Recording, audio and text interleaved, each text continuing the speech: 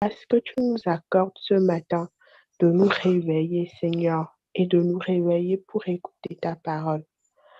Père, ta parole est esprit et vie, et nul ne saurait mieux la dispenser que toi, Seigneur. C'est pourquoi nous te demandons, nous t'implorons, Seigneur, ce matin, de parler à travers la bouche de la personne qui va diriger la session de ce matin. Tout ce qui sort de toi est bon, que cela puisse participer à notre édification, à notre perfectionnement, en vue de parvenir à la stature parfaite de Christ. Au nom du Seigneur Jésus-Christ, nous avons prié. Amen. Allô? Allô? Allô? Yes, on t'écoute. Les gens ont juste fermé leur micro.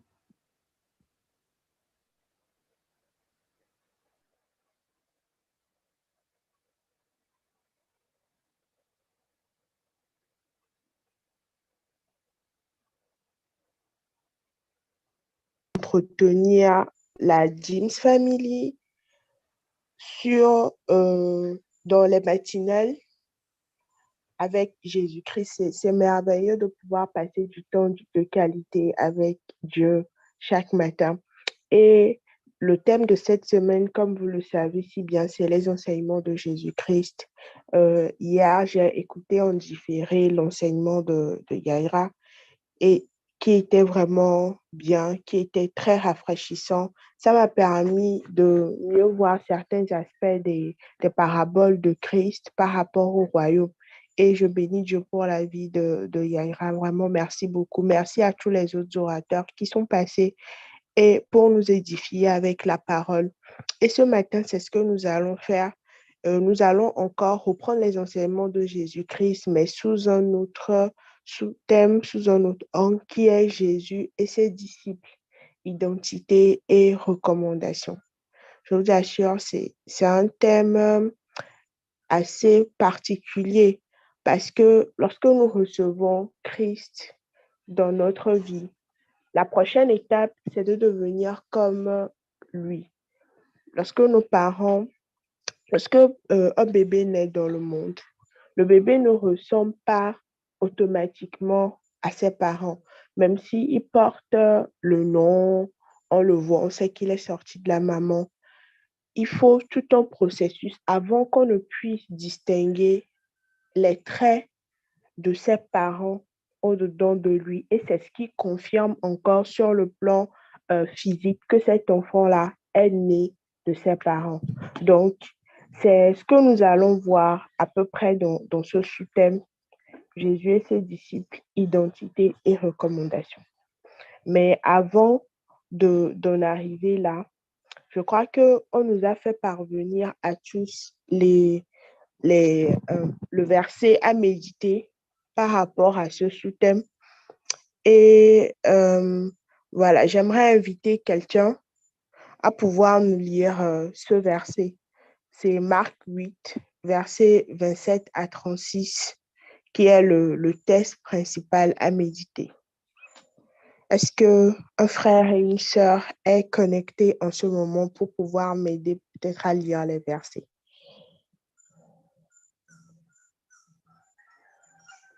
Allô?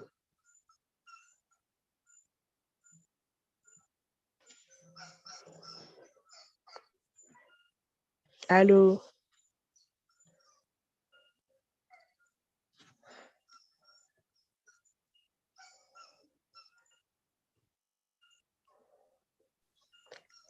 Hello, hello.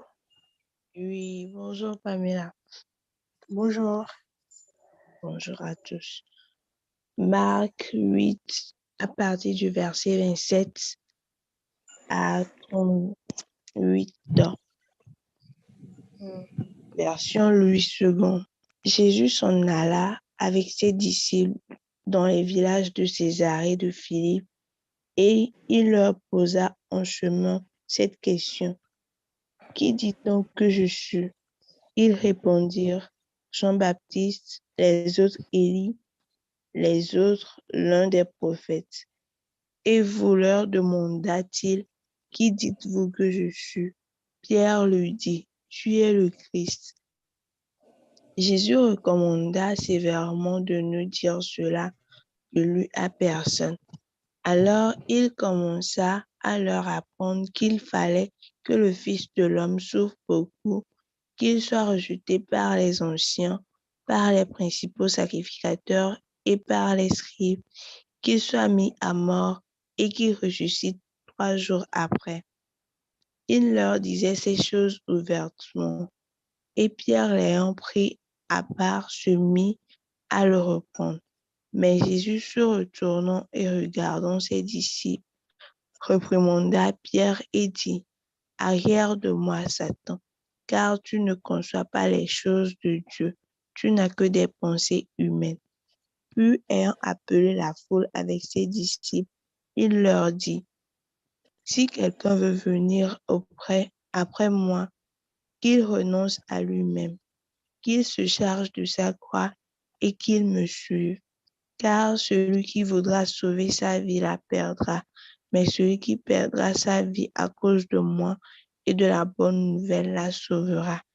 Et que sert-il à un homme de gagner tout le monde s'il perd son âme? Que donnerait un homme en échange de son âme? Car quiconque aura honte de moi et de mes paroles au milieu de cette génération adultère et pécheresse, le Fils de l'homme aura aussi honte de lui, car quand il viendra dans la gloire de son Père avec les saints anges. Amen. Amen. Merci beaucoup, Sika. Je te bénisse abondamment. Est-ce que quelqu'un d'autre a une version différente dans laquelle elle pourra nous édifier par la lecture? Je crois que Sika, dans Louis II, quelqu'un a peut-être le semeur, parole vivante, français crampon, Louis II amélioré pour nous édifier avec.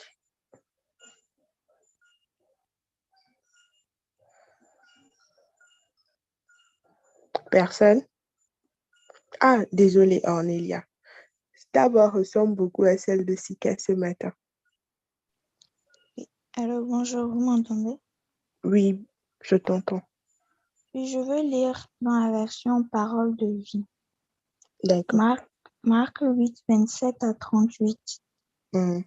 Jésus part avec ses disciples vers les villages voisins de Césarée de Philippe. Sur le chemin, il demande à ses disciples, pour les gens, qui suis-je? Les disciples lui répondent, les uns disent que tu es Jean-Baptiste, d'autres disent que tu es Élie, d'autres encore disent que tu es l'un des prophètes. Jésus leur demande, mais vous, qu'est-ce que vous dites? Qui je suis? Pierre lui répond, tu es le Messie. Alors Jésus leur commande sévèrement, ne dites rien à personne. Ensuite, Jésus commence à enseigner ceci à ses disciples. Il faut que le Fils de l'homme souffre beaucoup. Les anciens, les chefs des prêtres et les maîtres de la loi ne voudront pas de lui. Ils le feront mourir. Et 3 jours après, il se relèvera de la mort. Il leur dit cela très clairement. Alors Pierre prend Jésus à part et se met à lui faire des reproches. Jésus se retourne, il regarde ses disciples et il fait des reproches à Pierre. Il lui dit, va-t'en, passe derrière moi, Satan. Tu ne penses pas comme Dieu, mais comme les hommes. Ensuite, Jésus appelle la foule avec ses disciples et leur dit, si quelqu'un veut venir avec moi, il ne doit plus penser à lui-même. Il doit porter sa croix et me suivre.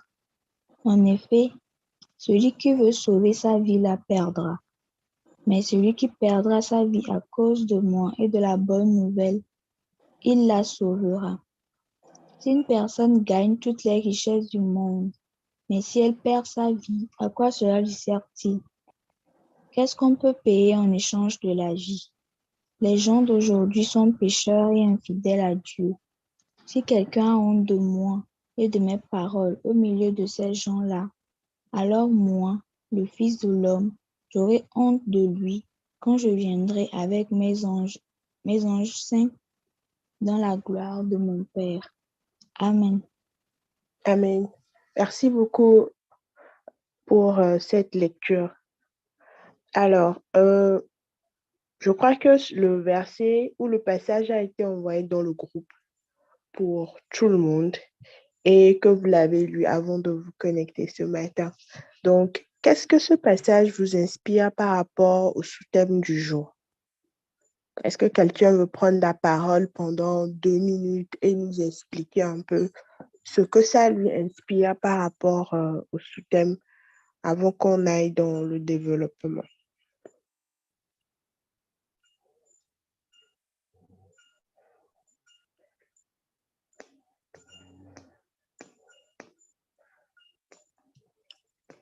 Hello, hello. Est-ce que vous êtes là?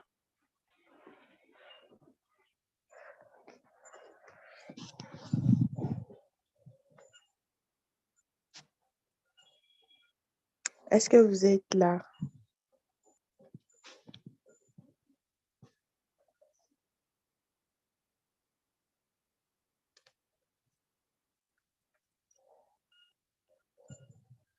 Ou bien la connexion est partie? Allô?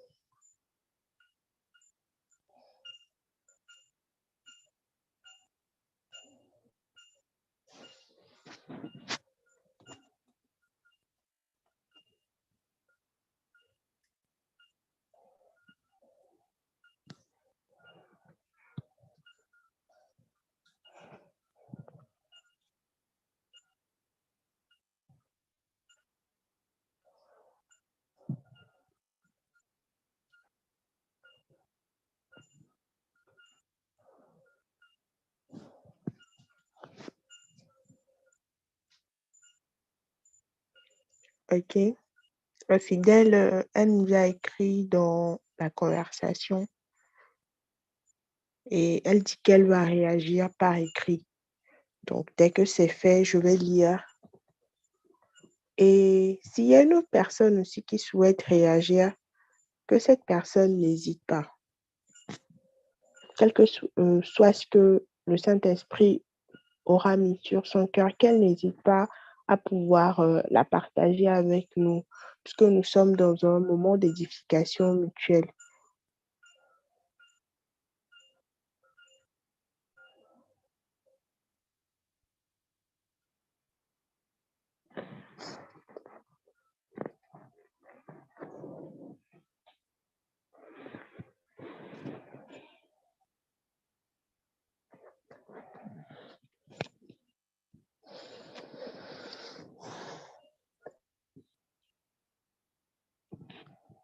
Allô?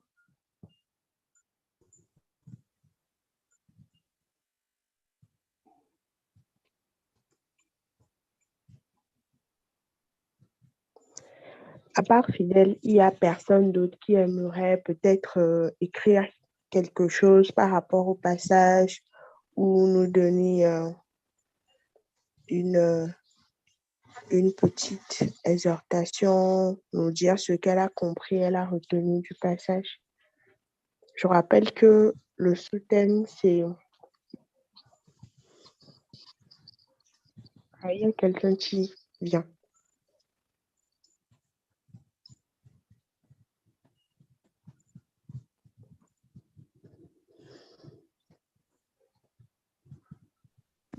Il y a quelqu'un qui est en train d'activer son micro, n'est-ce pas? Allô? Oui, allô? Bonjour Pamela. Bonjour. Bonjour tout le monde. Donc, par rapport au passage, Oui. ce qui me touche, tout ce que je retiens, c'est que Jésus, il prend la peine de demander à ses disciples ce qu'ils pensent de lui ou quelle est l'information qu'ils ont à propos de lui, qui il est, Oui. bien avant de leur révéler ou bien de leur dire certaines vérités qui sont cachées en ce qui concerne sa mort. Donc ça prouve que cette information, tout le monde n'est pas autorisé à le savoir. Seules les personnes à qui, ou bien les personnes qui ont reçu la révélation de qui il est en réalité. Donc, il a fallu qu'il leur demande qui je suis et que Pierre lui donne la bonne réponse. Et ensuite, le verset 31 dit, ensuite, Jésus commence à enseigner ceci à ses disciples. Donc, c'est ce que moi, qui a un peu marqué mon attention. Donc, il y a des choses, en fait, des vérités. Pour pouvoir les connaître, il faut avoir une certaine révélation de Dieu pour pouvoir arriver à ce niveau-là, pour que le Saint-Esprit puisse te les révéler. C'est ce qui me marque. Merci beaucoup, Boris. Dieu te bénisse abondamment pour ton intervention. Fidèle nous a finalement écrit et elle dit, ce que je retiens de ces passages, c'est que Jésus recommande à tous ceux qui veulent le suivre de renoncer à lui-même.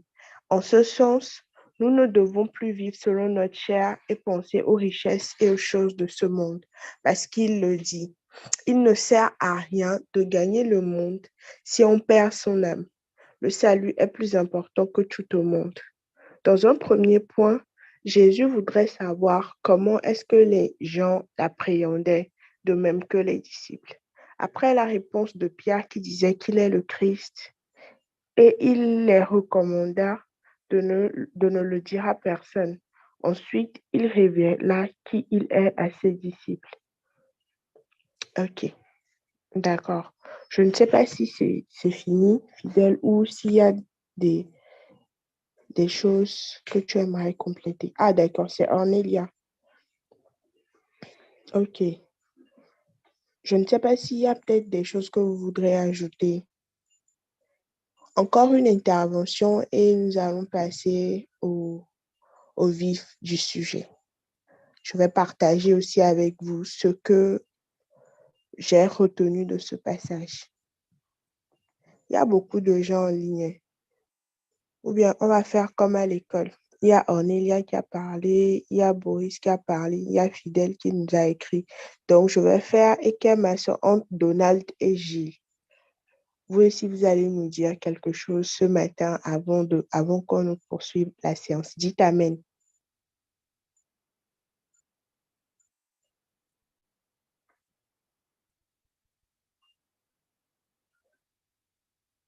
Ou bien je vais désigner quelqu'un sur YouTube.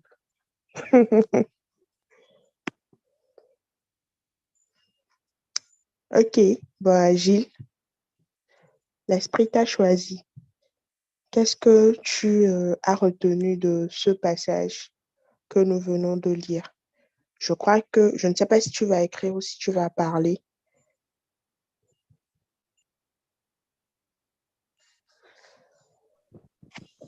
Bonjour. Bonjour.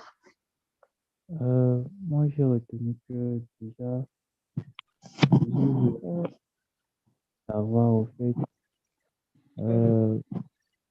au cours de sa mission, dans un processus de sa mission, le point où il en était auprès des autres. Quand tout ce qu'il avait fait jusque-là, et que les autres pensaient encore de lui. Oui. Ensuite, on voit que ses disciples ont vraiment cette exclusivité-là de savoir qui il est vraiment, en fait. Ils ont l'exclusivité-là de l'information. Oui. C'est-à-dire que ceux qui sont proches de Jésus, c'est eux qui savent réellement ce qu'il en est de sa mission, en fait. Donc, ils peuvent donc y participer. Donc, voilà ce que j'ai retenu.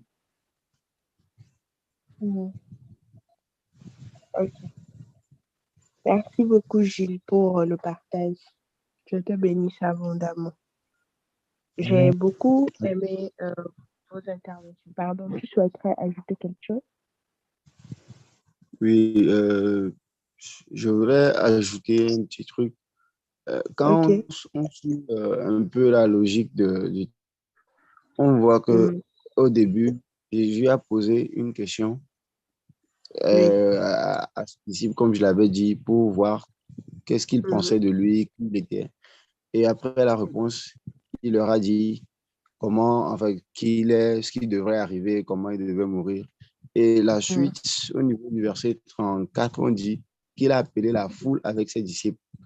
Bon, je reviens ou bien je continue par rapport à ce que j'ai dit. Donc, ça veut dire que en termes d'information ou bien en termes de connaissances, il y a une partie qui était uniquement réservée qu'aux disciples.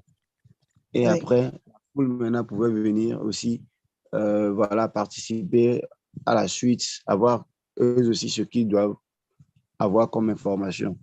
Donc, ça veut dire qu'aujourd'hui, si nous nous mettons dans les pas de Christ en tant que disciples, ça veut dire que nous sommes privilégiés par rapport à certaines révélations, par rapport à certaines informations que nous devons connaître sur le royaume. Donc, c'est ce que je voudrais dire. D'accord. Merci beaucoup, Boris. Je te bénisse abondamment. Ouais. OK. Donc, je crois que s'il n'y a plus d'autres interventions, je vais aussi partager en quelques minutes avec vous ce que ce passage-là m'a inspiré. Il faut dire que j'ai eu 2 références à exploiter. J'ai eu à exploiter, en plus de Marc 8, le verset 27 à 38, Matthieu 16, verset 13 à 28, qui sont des passages similaires, mais avec juste quelques précisions plus deep au niveau de Matthieu 16, mais ça raconte exactement la même histoire. Donc, déjà dans le sous-thème, personnellement, il y a quelques mots qui me touchent. Il y a d'abord le mot disciple et le mot identité, puis recommandation. Et dans mes recherches, je suis allée chercher ce que c'est qu'être un disciple. Et c'est qui un disciple? Un disciple, où le mot disciple vient du mot grec discipulus, qui veut dire élève ou étudiant. Donc, en français plus facile, ça veut dire que être le disciple de quelqu'un, c'est être l'élève de cette personne.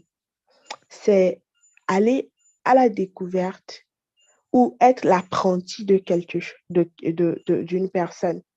Et vous savez, comme moi, que quand tu es apprenti, tu es en apprentissage, c'est que tu reproduis ce que ton maître t'enseigne.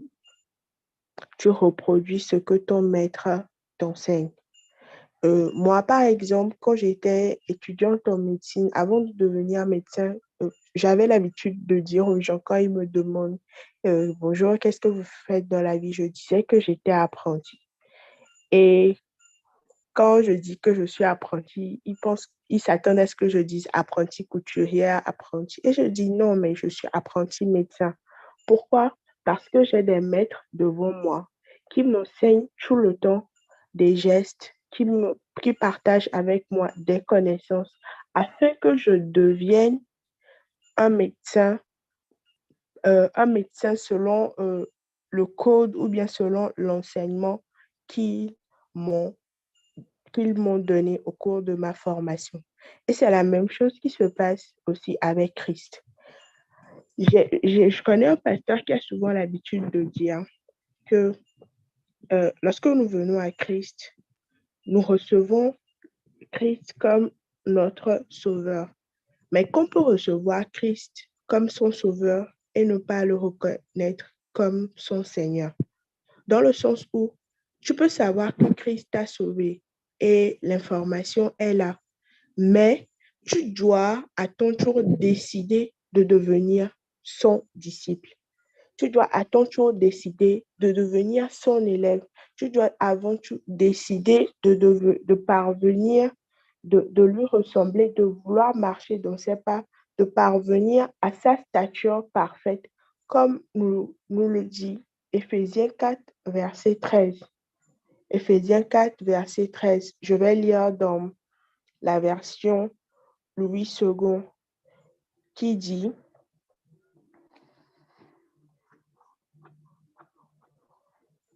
donc que jusqu'à ce que nous soyons tous parvenus à l'unité de la foi et de la connaissance du Fils de Dieu, à l'état d'homme fait, à la mesure de la stature parfaite de Christ. Cela implique aussi quoi? Cela implique aussi, en plus de la décision, que le fait de devenir disciple de Christ aussi, c'est une marche. Ce n'est pas quelque chose qui est automatiquement formé en nous. Après avoir pris la décision, chaque jour qui fait, nous serons appelés à pouvoir démontrer ces connaissances. Nous serons appelés à pouvoir marcher dans les pas de Christ, à nous exercer, à devenir comme lui, ainsi de suite, ainsi de suite, ainsi de suite, jusqu'à ce que nous soyons quoi? Nous soyons parvenus à l'état de la stature parfaite de Christ. Le but de l'élève sur terre, en plus de ressembler à son maître, c'est qu'un jour, qu'on puisse retrouver exactement du maître dans l'élève. C'est pourquoi il s'appelle un élève. C'est pourquoi il s'appelle étudiant. Ça veut dire qu'il étudie jusqu'à posséder la connaissance parfaite de l'enseignement que son maître lui a donné. Et c'est pourquoi Jésus était vraiment quelqu'un de bien entouré. Boris nous a vraiment sorti les éléments tout à l'heure. Jésus était quelqu'un de très entouré, de bien entouré. Mais la parole de Dieu fait la distinction entre les disciples, c'est-à-dire ceux qui ont choisi de marcher dans ses pas, et la foule, c'est-à-dire ceux qui venaient l'écouter, ceux qui l'aimaient bien, ceux qui aimaient passer du temps dans sa présence, ceux qui, voilà, aimaient ses enseignements. Jésus était un très bon orateur, donc c'est normal que beaucoup de gens se rassemblent autour de lui.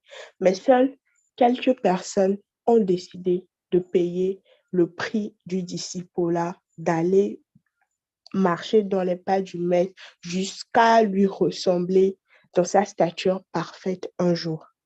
Donc, savoir que nous sommes des disciples de Christ nous aide à pouvoir continuer dans la marche avec le Seigneur. Parce que si tu ne sais pas qui tu es, tu ne sais pas où tu vas.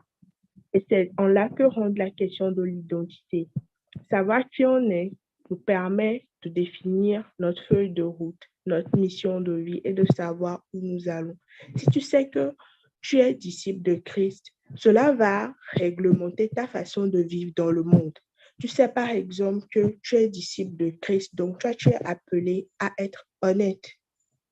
Tu es appelé à être à manifester l'amour autour de toi-même quand tu ne ressens pas une once d'amour dans ton cœur, parce que c'est ce à quoi Christ t'appelle. Tu sais par exemple qu'il faut que tu honores tes parents parce que tu connais ton identité. Tu sais que, quand on me voit, moi le disciple, c'est qu'on est en train de voir mon maître aussi à travers moi. Donc tu sais qu'il y a des choses que tu ne dois pas faire en tant que disciple. Et donc, ça t'aide vraiment à pouvoir rester focus dans ta mission, même quand les circonstances extérieures ne se prêtent pas au jeu. Tu sais qui tu es, tu connais tes droits, et tu connais tes devoirs envers le royaume. Tu sais qui tu es, tu marches dans cette connaissance. Tu sais que, par exemple, qu'en tant que disciple de Christ, tu es appelé à chasser les démons, tu es appelé à dominer sur toute situation qui se présente devant toi. Donc, quand la situation vient, quelqu'un de la foule qui n'est pas disciple de Christ, là où lui va paniquer, toi, tu vas aller dans l'autorité de ton maître parce que tu sais qui tu es en tant que disciple de Christ. Donc, en tant que disciple, n'est pas disciple qui veut, mais devenir disciple de Christ requiert une décision, une conviction intérieure plus forte que encore plus forte, je dirais, que la décision de choisir Christ. Voilà. Donc, on va continuer dans la suite du passage. J'avais noté que le disciple est celui qui apprend d'un maître, qui suit la doctrine de celui-ci, qui s'attache à ses principes, à ses sentiments, à sa vision. Devenir un meilleur disciple, c'est ressembler de mieux en mieux à son maître. Dans le cadre chrétien, le disciple est celui qui reconnaît en Christ son maître et ne vit plus désormais que pour lui ressembler et pour faire sa volonté. Voilà ce que c'est qu'un disciple et un disciple de Christ. Maintenant, nous allons aller dans la partie recommandation. Il faut savoir que le verset, le chapitre de Marc 8 n'est pas très fourni concernant les recommandations, mais on y lit une très belle recommandation qui, je pense, nous interpelle tous. Et cette recommandation se trouve dans le verset 34 qui dit « Si quelqu'un veut venir après moi, qu'il renonce à lui-même, qu'il se charge de sa croix et qu'il me suive. » Je pense que c'est la plus grande recommandation. C'est vrai que Jésus a eu des interactions avec ses disciples et tout, mais je pense que c'est la plus grande des recommandations qu'on puisse avoir dans ce passage. Il dit que si quelqu'un veut venir après moi, qu'il renonce à lui-même, qu'il se charge de sa croix et qu'il me suive.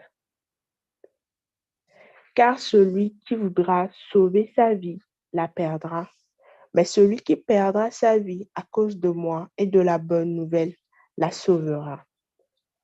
Et que sert-il à un homme de gagner tout le monde s'il perd son âme? Que donnerait un homme en échange de son âme? Donc, Jésus nous dit ici que si nous voulons être ses disciples, la première des choses qu'il faut que nous fassions, c'est de renoncer à nous-mêmes. C'est renoncer à soi. Ça veut dire quoi? Ça veut dire carrément abandonner ses envies, abandonner sa vision, abandonner toutes ses perspectives pour embrasser celle de Dieu, pour embrasser celle de notre Maître. Ici, c'est Dieu, ici, c'est le Seigneur Jésus-Christ. C'est embrasser ce que Dieu nous donne, faire de ce que Dieu nous donne notre chose. Et nous venons de voir précédemment qu'un disciple est une personne qui marche dans les pas de son maître, dont la vision est de devenir comme son maître. La Bible est très claire là-dessus. La Bible nous dit que nul ne peut servir de maître à la fois. Soit il aimera un et haïra l'autre. Et donc, tu ne peux pas être disciple de quelqu'un sans soumettre ta volonté à la personne. Tu ne peux pas être disciple de quelqu'un et vouloir faire ce que toi tu veux faire. Non. Ça veut dire juste placer la personne au-dessus de soi et embrasser ce que la personne est. Ici, Christ nous rappelle juste, nous exhorte juste à pouvoir laisser tout ce qui ne lui ressemble pas, tout ce qui nous appartient, tout ce qui est notre, pour pouvoir embrasser les choses de Dieu. Dans ce passage précédent, vous savez que la révélation de Christ, c'est-à-dire que Christ est le Messie, a été donnée par Pierre. Et Jésus lui a dit, voilà qu'il est Pierre, et sur cette pierre, il bâtira son église, et les portes du séjour des morts ne prévaudront sur elle. Dans Matthieu 16. Maintenant, après, quelques versets après, ce même Pierre qu'on venait de qualifier comme quoi il a eu la révélation de qui Christ était, et que lorsque celui qui est dans la révélation, c'est celui qui a donné la révélation. Quelque temps après, le maître commence maintenant par leur parler des choses secrètes, de la fin des temps, des choses qui ont été consignées dans le livre des par les anciens, par les prophètes. Et maintenant, ce même Pierre qui était dans la révélation, parce que tous les Juifs savent que le Messie, c'est celui qui doit venir sauver Israël. Les prophètes ont annoncé la mort de Christ un peu partout dans les Écritures. Et Pierre connaissait toutes ces choses. Mais quand le moment est arrivé où le maître était en train de leur parler, de les initier à la chose, qu'est-ce qu'il a dit? Il a dit, arrière de moi, Satan. Il a dit, pardon, il a commencé par réprimander son maître. Et Pierre et Jésus le prenant, il lui a dit, arrière de moi, Satan, car tu ne conçois pas les choses de Dieu. Tu n'as que des pensées humaines. Les pensées, nous ne pouvons pas être dans la chair et dire que nous voulons être des disciples de Christ. Ce n'est pas possible. À chaque fois que nous retournons en arrière et avoir des pensées charnelles, c'est avoir des pensées qui ne se trouvent pas dans la parole de Dieu. Avoir des pensées qui ne nous permettent pas de nous rapprocher de la stature de Christ. Et par rapport à ça, Christ a dit que tu n'as que des pensées humaines. Il y a des choses qui nous arrivent dans la vie, qui nous défient. Et on pense que Dieu ne peut pas œuvrer comme cela. Sinon, normalement, quand on parle quand on parle du Messie, c'est dans la tête des gens, du Messie qui vient délivrer Israël, dans la tête des gens, c'est une personne qui va venir sur un cheval, qui va venir créer une révolution et juste partir. C'est comme ça que les gens concevaient le Messie à l'époque. Mais un homme est venu et tout ce que lui fait, c'est guérir les malades. Tout ce qu'il fait, c'est parler du royaume de Dieu. Tout ce que lui fait, c'est empreint d'amour. Ce n'est pas de la violence. Ce n'est rien du tout. Comme les mouvements qui ont existé avant l'arrivée du Messie, comme ce que les gens pensaient. Et ça les a tous défiés. Et donc, en ce moment-là, même Pierre qui a reçu la révélation a décidé de voir les choses de la perspective humaine. A décidé je ne dirais pas qu'il était déconnecté de Dieu, mais a décidé de ne pas voir le plan de Dieu dans ce que Christ, par rapport à la révélation qu'il a eue.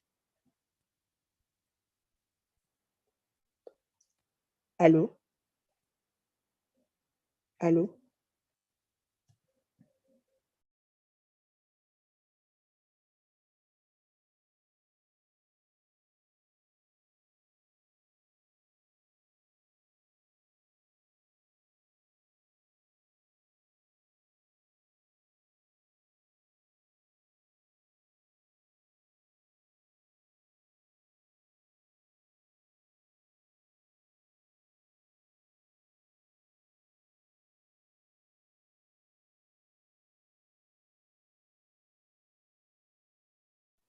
OK.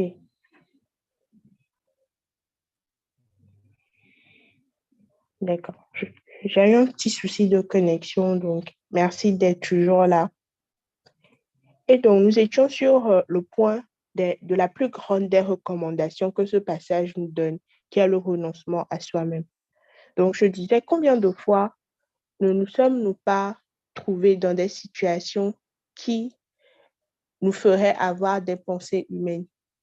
Par exemple, on dit, il y a quelqu'un qui te fait du mal, quelqu'un qui te gifle ou quelqu'un qui te frappe. La première perspective humaine, la première réaction physiologique serait de te défendre parce que cette personne est. Quelle est la perspective divine par rapport à ça? La perspective divine, c'est de retourner ton autre jour. Autrement dit, de pardonner à cette personne et de lui donner encore l'opportunité de te blesser demain. Mais la perspective humaine dit quoi? La perspective humaine dit, on m'attaque, je me défends automatiquement. Et il y a des gens qui ont des réflexes comme ça. Quand tu veux, jusqu'à ce que tu n'envoies ta main, soit elle bloque la main ou soit elle dévie. C'est comme ça que le corps a été programmé. Mais qu'est-ce que Dieu nous dit? Dieu, lui, nous dit de tendre l'autre joue et de nous laisser gifler. Quand tu te retrouves dans cette situation, qu'est-ce qui prend le devant? Quand tu te retrouves dans cette situation, comment réagis-tu? Est-ce que tu laisses la perspective humaine dominer ou tu renonces à cette perspective humaine pour embrasser celle de Christ? Prendre la perspective divine n'est pas toujours facile. C'est pourquoi la Bible parle du verbe renoncer. Renoncer, c'est un verbe d'action. C'est un verbe, en fait, qui veut dire abandonner volontairement quelque chose. Tu sais que c'est ta chose, tu sais que c'est ton droit, mais tu abandonnes volontairement et tu décides maintenant de placer cette volonté-là sous la volonté du Maître. Être disciple de Christ, ce n'est pas facile. Ce n'est pas du jus d'orange à boire, mais c'est possible par la communion que nous avons avec le Maître. C'est possible quand nous puisons notre source dans le Maître.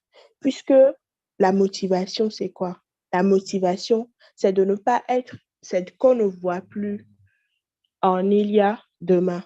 La motivation, c'est qu'on ne voit plus Boris demain. La motivation, c'est qu'on ne voit plus Pamela demain, ni Fidèle, mais qu'on voit Christ au-dedans de Ornelia, qu'on voit Christ au-dedans de Gilles, qu'on voit Christ au-dedans de Donald, qu'on voit Christ au-dedans de Boris.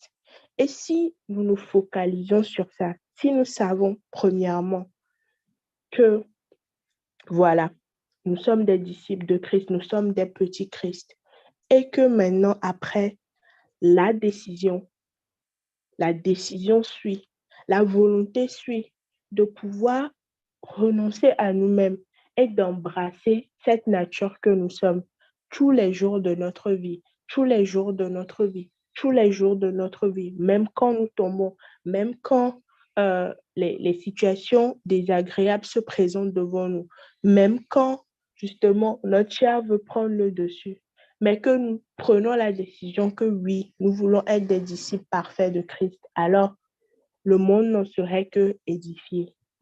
Nous sommes des James, n'est-ce pas? Nous sommes des James. Et personne ne nous a forcés à devenir des James. Nous avons pris la décision. Et nous avons pris la décision. Et maintenant, les recommandations qui sont inhérentes à l'appartenance à la James Family aussi, nous les respectons. La preuve, ce matin, on a des amis, des frères, des sœurs qui sont actuellement en train de dormir. Mais nous aussi, nous aurons aimé bien continuer par dormir. Mais parce que nous sommes des James, nous avons renoncé à ce besoin naturel qu'est le sommeil pour être connectés sur cette plateforme Zoom. Et nous sommes immensément bénis parce que nous passons le meilleur temps qu'il faut au pied du Maître pour recevoir de l'énergie de sa parole et pour avancer encore dans la vie, pour parvenir à sa stature parfaite. Donc, voilà un peu mon développement. Personnellement, je suis surprise parce que ce n'était pas ce que j'avais noté ce matin du tout dans mon agenda. Mais je pense qu'aujourd'hui, nous aurons besoin, devant toutes les décisions que nous allons prendre aujourd'hui, de nous rappeler que nous sommes des disciples de Christ, de nous rappeler que nous avons fait le choix de devenir des disciples de Christ. Ce matin, le Seigneur veut nous donner l'opportunité de réexaminer notre marche avec lui, premièrement, et de prêter encore allégeance à ce Christ-là. Peut-être actuellement, dans ta vie, tu remarques que ta chair prend vraiment le dessus sur ton esprit.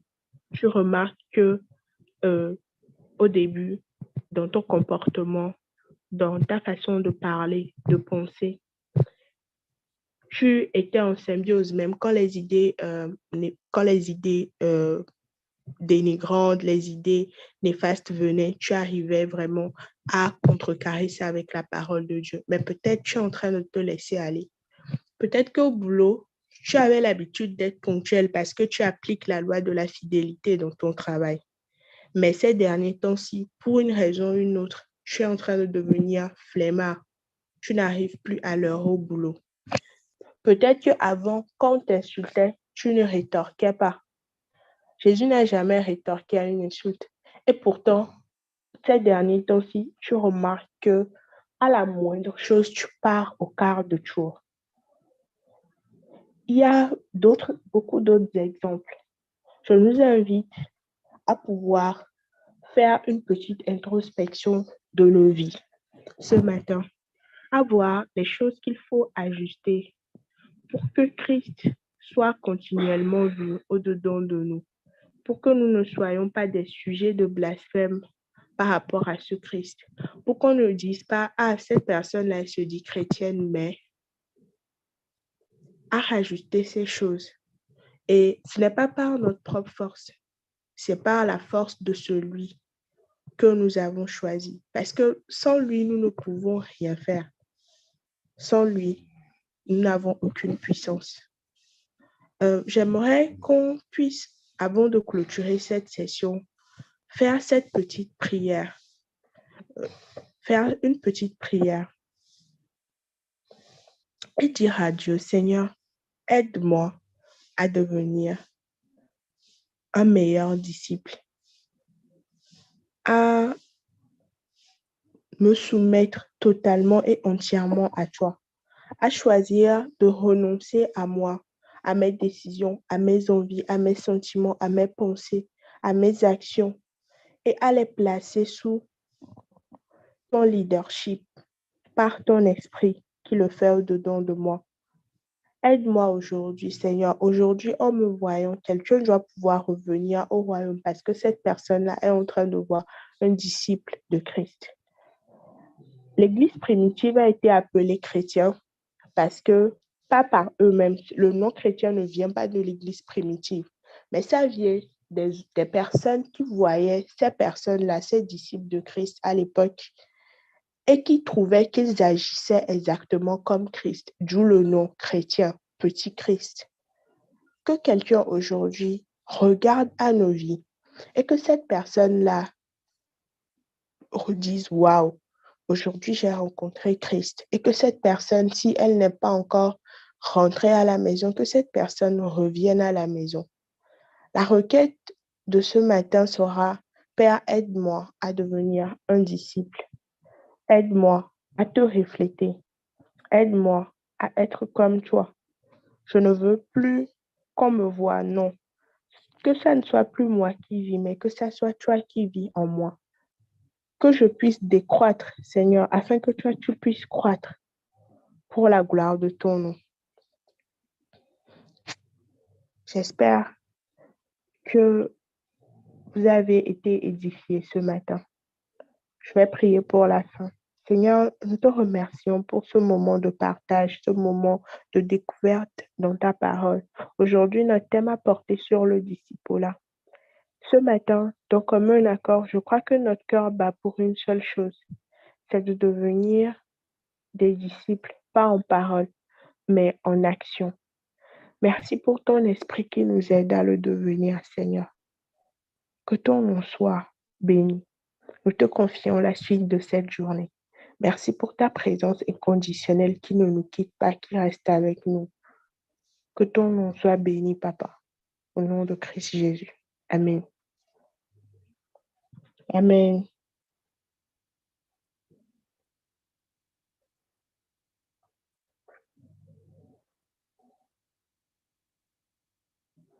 Amen. Vous êtes bénis. Vous êtes bénis, les gars.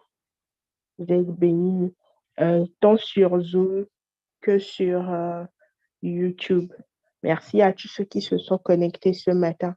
J'espère que nous avons pu retenir quelque chose de ce partage fraternel, de cet échange fraternel, et que la parole de Dieu va faire son action dans nos vies, qu'à partir de maintenant, nos vies ne seront plus les mêmes, que nous serons à part entière des disciples consacrés, des vases d'honneur pour le Seigneur,